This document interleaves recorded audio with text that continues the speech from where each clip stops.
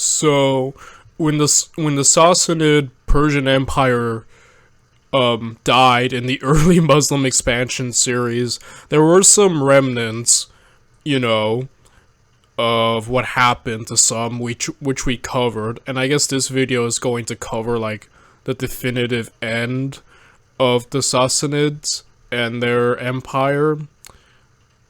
So yeah, let's get to it, shall we? Let's watch The Last Sassanids and the Anti-Caliphate Alliance with Tang. Cool, I guess China's gonna be involved.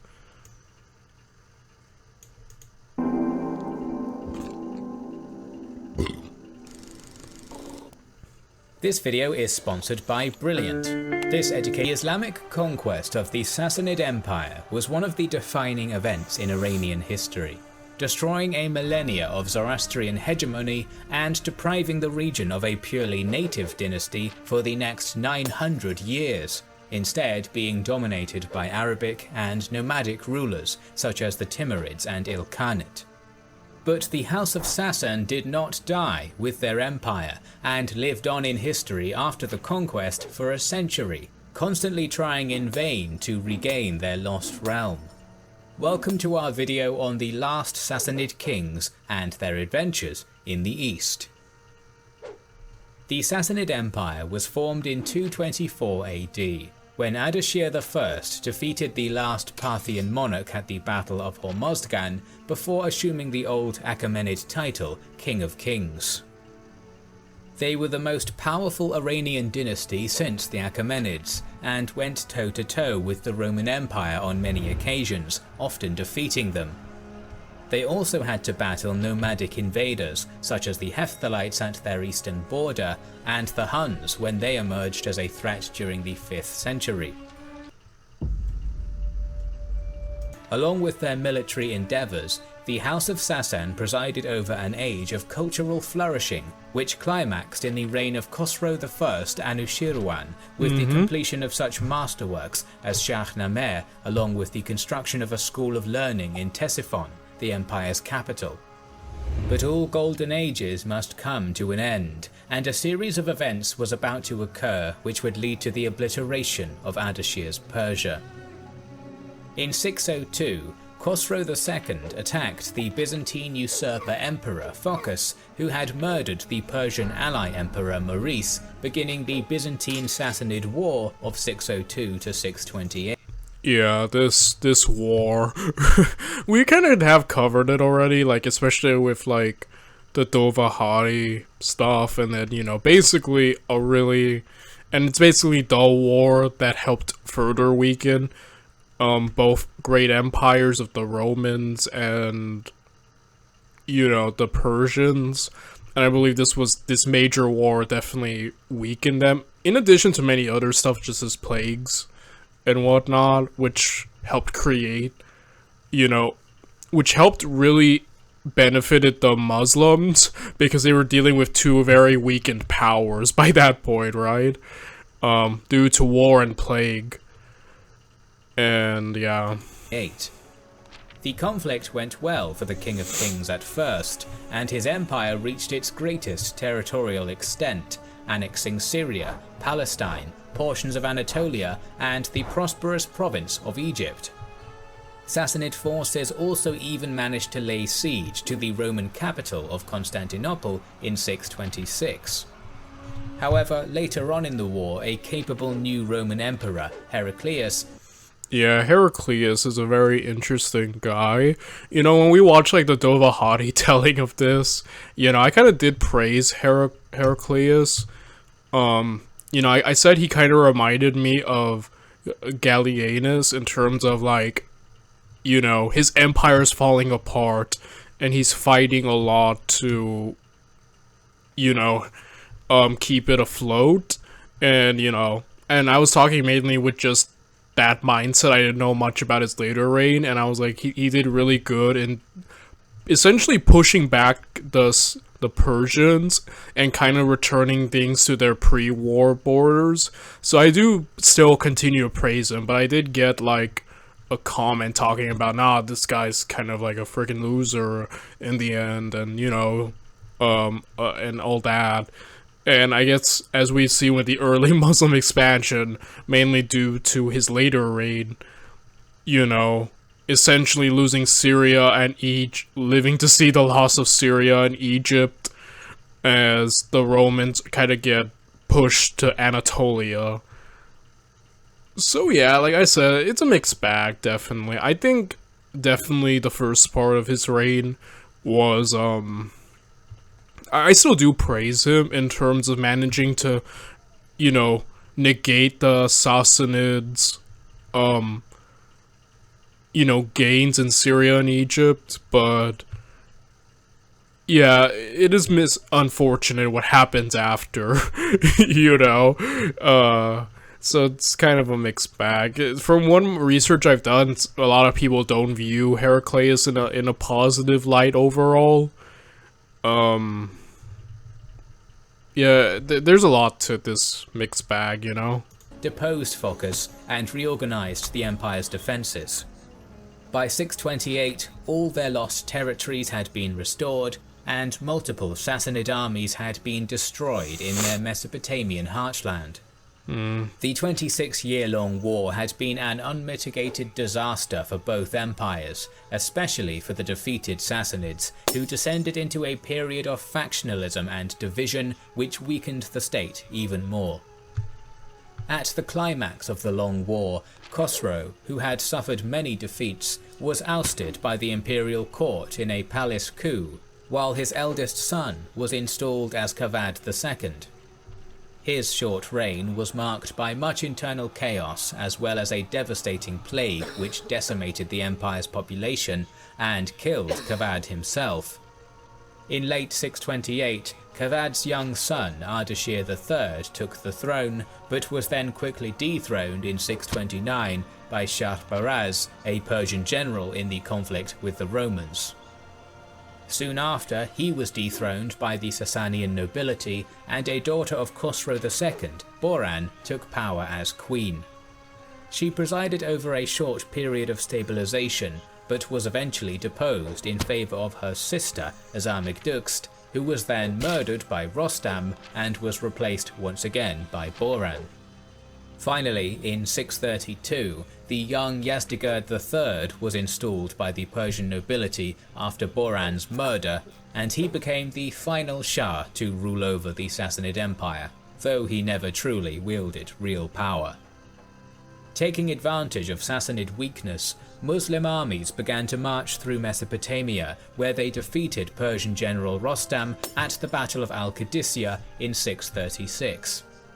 This defeat broke the back of the Shah's military, and a few months later their capital at Ctesiphon was conquered. The remainder of those loyal to the Sasanian king retreated beyond the Zagros mountains into Iran. Yazdegerd ordered continuous cavalry raids into the Caliphate territory, and this prompted the Muslims to push east once again. The waning Shah fled from his Muslim pursuers to Hulwan in Media, but soon fled deeper into the Iranian heartland. He raised another massive army, but it was defeated by the Caliphate at the decisive Battle of Nahavand. After this disaster, Yazdegerd fled to Isfahan and then to Estakir and Kerman, being closely pursued by the attacking Arabs all the way. The Shah managed to earn the hostility of both the governor of Kerman and then Sistan. After moving to join up with the Turks at Merv, it is said that Yazdegerd III was killed by a miller who did not recognize the King of Kings.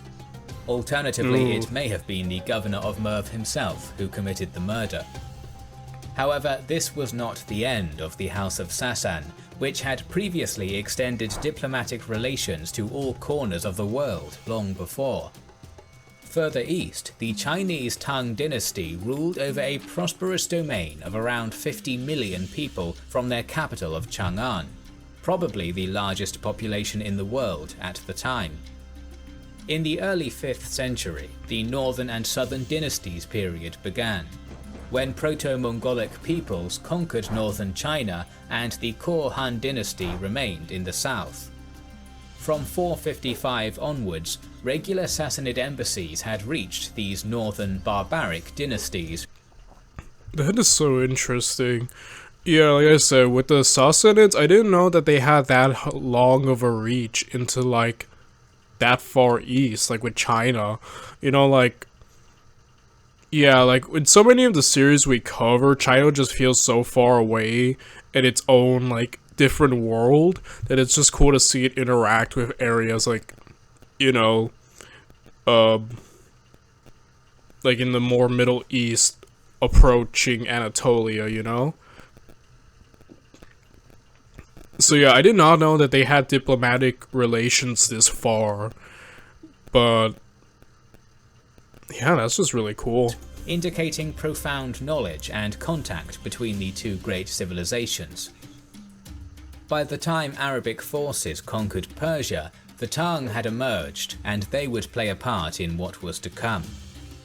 Dynastic histories show that the Chinese were also well informed about the Sassanid Persians, many of whom lived in the wealthy capital at Chang'an and are represented in Tang literature and sculptures. Yazdegerd III had 2 sons and 3 daughters. Many details are lost about 4 of these 5 children, but the adventure-like tale of Peroz and his exiled compatriots is an interesting one.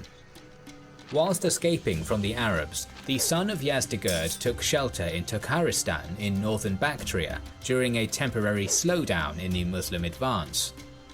With the help of local rulers who were still loyal or friendly with the Sassanids, Peroz established himself in eastern Sistan province. In 661, the new ruler of the region sent urgent embassies to the Tang requesting military intervention against the invading Muslims. They declined to help take back the empire, but instead Peroz was declared the ruler of the Persian Area Command with a capital at Zaranj. In 662, Emperor Gaozong granted Peroz the title King of Persia, and so he is regarded popularly as Peroz III. The next year, in 663, Arabic forces pushed further to the east and defeated Peroz in battle, after which he fled east through the Tarim Basin and arrived at Chang'an during the early 670s. He appeared at the Tang court on 2 occasions, and Emperor Gaozong received him warmly both times. Either for his service to the Chinese emperor or for his royal station, Peroz was appointed the General of the Right Militant Guard. Furthermore, in 677, it is... This is so interesting to me. This life of Peroz, you know, and how he's just essentially integrating himself with the Chinese. Like I said, I did not expect we would go this far, you know, but yeah, this is just an interesting life, almost like an exiled king in a sense, right? stated that the Sassanian royal asked permission from Gaozong to build a Persian temple in Chang'an, which either served as a Zoroastrian fire temple or a Christian church. It should be noted that during the late Sassanid Empire, Christians were increasingly tolerated as the empire progressed. According to the diary of his son, Nasser, in around 679, Peroz died of disease and was given a simple burial as he had requested. With 19 hotel brands at The entire exiled Sassanian court was in attendance, along with the Chinese ruler himself. The dying Peroz held his benefactor's hands, looked west, and said, "I have done what I could for my homeland. I have no regrets." Then the Sassanian looked to the east and stated, "I am grateful to China, my new homeland." After these dying words, That's sad. It really is just sad. Like I said, we did witness the essential end of an empire that had lasted for centuries, you know? That was a world superpower, and that had even rivaled and gotten the better of the Romans at several points, you know? So, it really is just how quickly it happened, and you know, it really is tragic to just witness the end of a sort of like, you know, empire and whatnot. But it's really cool, like this emperor, the emperor of the Tang, really was actually incredibly nice towards him, you know? And yeah. He advised all of his attending exiles to contribute their talents to China and to devote themselves to the emperor. Peroz then died peacefully, and as a successful Chinese general and a Persian prince, a beautiful horse was made to gallop 33 times around his coffin before burial, as this was the number of victories he had won during his life. His unfortunately beheaded statue still decorates the massive tomb of Gaozong near Xi'an, possibly indicating the friendship and closeness between the two. Another mutilated statue is near Peroz's, representing a man named Nanmei, and it is possible that he was either one of the Persian exiled aristocrats who followed his monarch, or another member of the Sassanian family himself. After the death of his father in 679, Chinese General Pei Xingjian was ordered to accompany the court hostage Nasir west with an army in order to rescue Persia from Muslim rule. The duo marched west through the Gansu Corridor and Tarim Basin into the area formerly controlled by the Western Turks. They were apparently allied to the Tang, but had in secret been forming friendships with the Tibetan Empire, an enemy of the Chinese. Knowing this, the Chinese general feigned ignorance and expressed a desire to fight a common enemy in the Arabs. However, when the Turks allowed the Chinese to pass through, he took the Turks by surprise and established Tang hegemony in the area once again. Once he had done this, the army abandoned Nasir and was only concerned about the reinforcement of the newly regained regions. Information about the grandson of Yazdegerd disappears from the sources almost entirely at this point, but it is almost certain Nasir never reached Persia, and instead fought against the Arabs in the eastern provinces for around 20 years with the help of friendly Turkish chieftains. In 708 he went back to China and eventually died of disease, while the Muslims finally gained control of all of eastern Iran. A final Sassanian pretender named Khosrow tried to take Persia again in 728 with the help of a Turkish chieftain, but this attempt faded quickly. The remaining Sassanid exiles in China lived comfortably due to the generosity of the early Tang emperors, but the devastating An Lushan rebellion beginning in 755 changed all that, and the money used to fund foreign nobles in the imperial court was cut off. Shah Khosrow I famously introduced chess to the Middle East. Yeah, so they essentially just died out in China, huh? Like the remnants, kind of died out with sort of like a whimper. So yeah, again, very tragic, but, you know, that's just the fall of empires for the most part. Yeah, so overall, it would have been kind of cool to see more of how, like, Chinese armies would have fared, like, a full-on Chinese army would have done against, like, a Muslim. Like, it would have been cool to see how China would have fought, like, greater powers more westward. But, you know, they had their own issues in the east, so it makes sense. But overall, yeah, you know, GG Sassanid Empire. I'm not sure if we'll cover them in the future. We covered Khosrow. Well, I'm sure they'll pop up once again down in the future. But for now, this is the canonical official end we've witnessed of them. And yeah.